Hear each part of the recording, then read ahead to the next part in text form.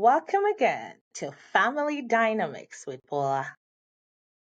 On today's episode, we are going to be continuing our two-part series on growing with your child. But today, I want to focus on the heart of letting go. I told you we're going to be zooming in on parenting teens and young adults with great wisdom. If you've ever stood outside your teenager's door, your heart full of different questions, and you're wondering what's going on, then this episode is for you. Today, we're going to be talking about one of the hardest parts of parenting. It's not discipline, it's not routines, it's not even sleep training, but the heart of letting go.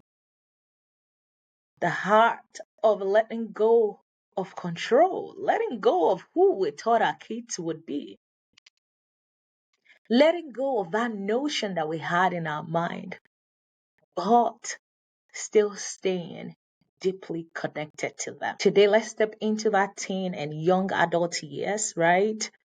That space that is so sensitive, where we have to move from being, just people managing our teenagers, managing our children, to becoming mentors, where we move from being the person who directs to that person who guides, right? I'll start with this story. I remember one of my friend had come to me. She was really heartbroken.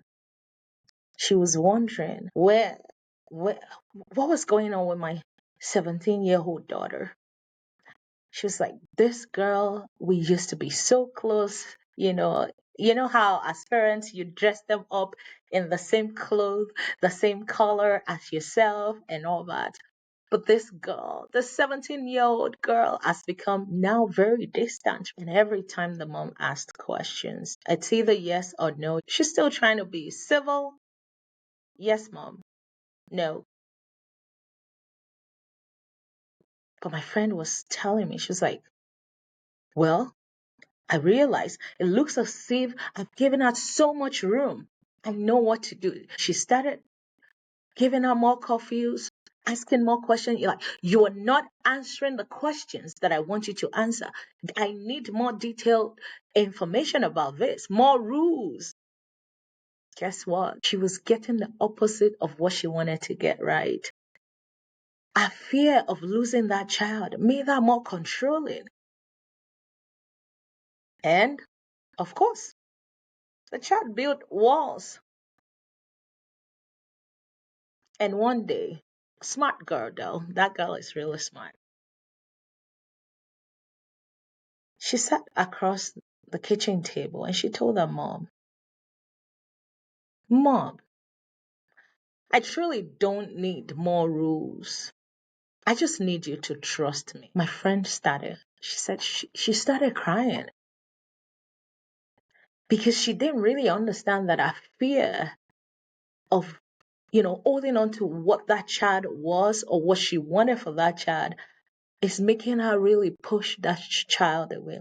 And some kids would not even tell their mom this, right? And that's why we're having this conversation. Parenting teens and young adults, it's not about more rules, it's not about more curfews, it's not about holding on tight. It's about us parents just building bridges of trust. That's the key word. Building those bridges of trust that can carry weight.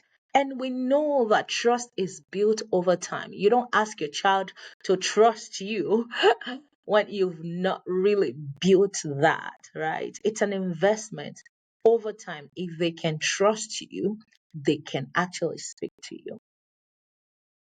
So, as parents, I know there's so much that we have to do. How do we make this shift, right? Because, hmm, we're truly not really raising children. We're now raising adults, right? And if we don't evolve, We risk parenting them in a way that fits who they were, not actually who they are becoming. Remember, I told you on the last episode that we will be talking about three frameworks? Yes. So let's dive deep into it. In their childhood, we want to be hands on. That's the first thing. So, three frameworks we'll talk about the childhood, the teen years, and young adult. When they are kids, we really want to be hands on. We want to guide every of their step. We want to hold their hand. We want to lead them. And as we go, we begin to see, okay, I can guide them in this place. I can hold their hand and I can let go a little bit. I'm still holding it, but not too tightly. So they need us to be hands on in their childhood. But as they move into teens, by the time they are even 11, before you know, my daughter is 11 and now I'm beginning to see I need to do this, right? They're no longer waiting till they're 13. At that stage, the framework we want to use is ends open. We let them explore while standing so near to them. We let them make mistakes that are not fatal, but we're there to like, okay, correct them, help them. And as they move into young adulthood, we want to do hands off, but our heart open. So the tree framework is hands on as a child, hands open in the teens, and hands off, heart on as they move into young adulthood. We want to give them space, but we don't want to withdraw our love for them. Yes, you want to ask yourself, which season am I in? And am I showing up the way that this season requires? Right? And on, and open, and off, heart on. Another parent once told me this at my son's high school graduation. I sat there clapping for him,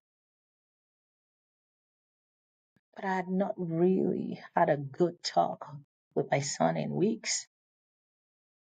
It becomes so different. He's challenging me on everything, opinionated, independent. This dad had spent so much years. He was a very present father, right? Teaching his son how to go about life, how to play baseball, basketball. But guess what? His son needs space now to discover who he is by himself. Not what the dad has said, not what they've taught him, but self discovered.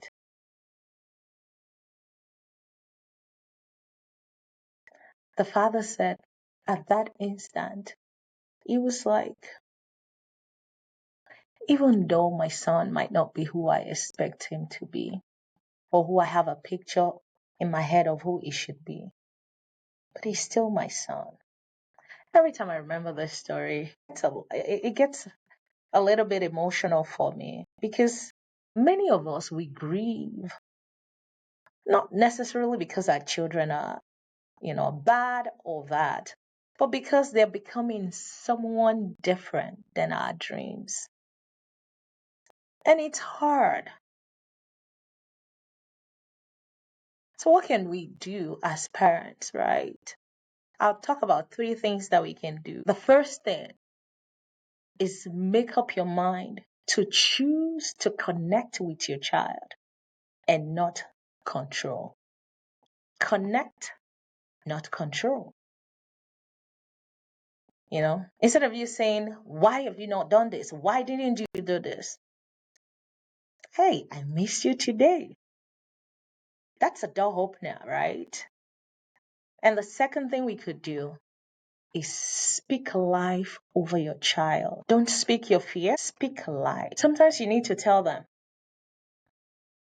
I may not agree with this decision you're making, but I believe in you. I've raised you well to trust your judgment. That it in itself is giving your child, you know, that strength that they need. Like, okay, my dad believes in me. I don't want to disappoint him. And the third thing we could do is send a simple text message to them. If they have a phone, I love you. I'm always here. That's okay. You know, sometimes just one sentence or one phrase that is full of love is much more powerful than 1,000 lectures or instructions that we may want to give them. Let me take a deep breath here. And would you take a deep breath with me? And I'll ask you a few questions. Are you parenting the version of your child that exists now or the version that you miss? The things you're saying, are you speaking out of faith or out of love or out of fear? Where in your parenting is God inviting you to loosen your grip and open up your arms? Let's end with this again with affirmation since we started it with part one. I am growing as my child grows. I release the need to control and I choose to trust. My love remains steady. My presence remains strong. God's grace is enough for both of us. Until the next episode, I love you to stay present, stay kind, and stay open. This is Family Dynamics with Bola.